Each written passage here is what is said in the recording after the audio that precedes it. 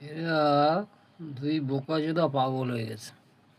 এই শিবেন্দু অধিকারী পাগল হয়ে গেছে, আর অমিত শাহ পাগল হয়ে গেছে। শুধু অনুপ্রবেশ অনুপ্রবেশ অনুপ্রবেশ, আরে অনুপ্রবেশ ঢুকছে করতে বোকাচোদা, তুই নিজের গালে নিজে চড়কাচ্ছিস। হ্যাঁ, এই কি মারা বিহার উড়িষ্যা বাংলা, তুই কী বলছিস না বলছিস মানুষ সব বুঝতে পারছে। তোর নিজের গল্প তুই নিজের কাছে ছুঁয়ে জুড়ে বেলাচ্ছিস।